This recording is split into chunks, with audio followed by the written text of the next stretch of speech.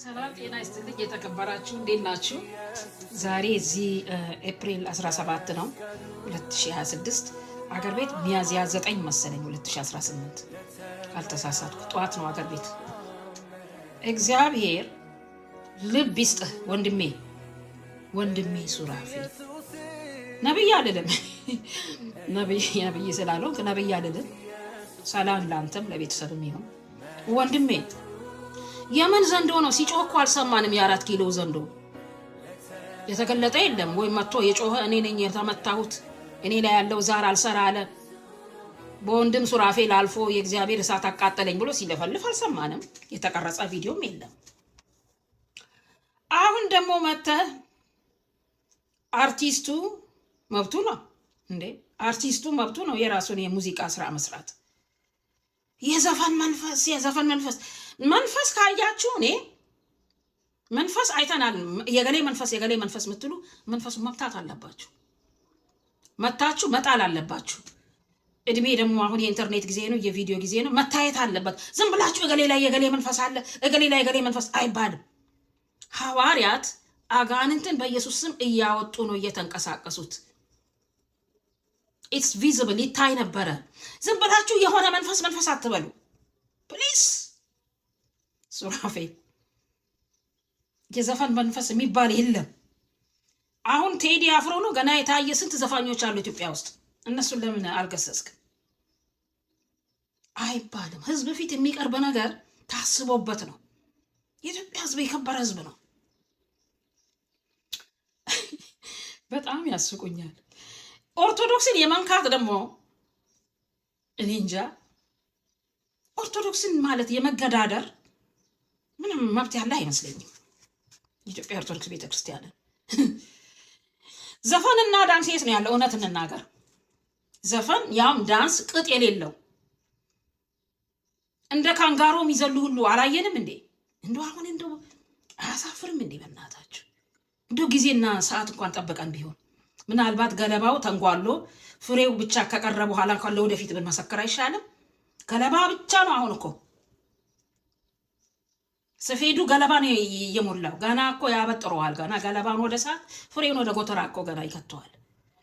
ቸኮልክ በጣም። ኦርቶዶክስ ማን እንደሆነች ለማወቅ ማንበብ ነው በቃ። አባቶች የሚሉትን መስማት። ኦርቶዶክስ ና። አንተ የወንጌል አማኝም አይደለህም። ለራስህ ኢንቨስተር ነህ። ኢንቨስትመንት ተሳክቶልሃል። ጥሩ ህንፃዎችን አይተናል። ጥሩ ነው። አሁን የምሰራው ስራም ጥሩ ነው። ነብይ አይደለሁም ብለህ ስትናገርም ሰምቻለሁ መሰለኝ። ግን አሁን የሰው ደም የሚጠጡ ስንት ጠንቋዮች፣ ፍተሻ የሚባል ዩቱብ ሚዲያ ገብተህ እንዴት እንደሚጨነቅ ያ ልጅ የኦርቶዶክስ ልጅ ነው።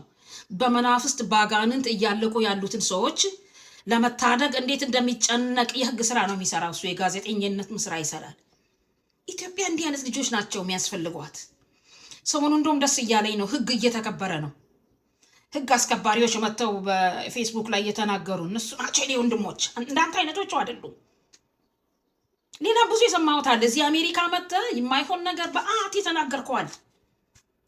አስፈላጊ ከሆነ አመጣዋለሁ እዚህ ላይ ከሰዎቹ ጋራ ትክክለኛ ያልሆነ መልእክት ነገርካቸው ሰዎች ጋር። አዎ ፕሊዝ። ኦርቶዶክስን ከነካ እኔ የወንጌል አማኝ ነኝ፣ መልስ እሰጥሃለሁ። ሌላ የኦርቶዶክስ ልጅ አይደለም። የኦርቶዶክስ ልጅ እንደፈለገ መልስ ይሰጣል። እኔ ግን በወንጌል አማኝነቴ እሰጥሃለሁ መልስ፣ የኦርቶዶክስ የልጅ ስለሆንኩ። እሺ ፕሊዝ።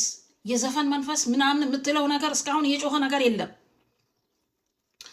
ሙስሊም እና ኦርቶዶክስ ዘመዶቼ ልንገራችሁ፣ ድሮ በደርግ ጊዜ ቀጠና 2 ሙሉ ወንጌላዊ ታሪኩ የሚባል መድረክ ላይ ሲጮህ ሲጸልይ፣ ይቅርታ ሲገስጽ መናፍስቶች ከሰፈር እየመጡ ይወድቁ ነበር።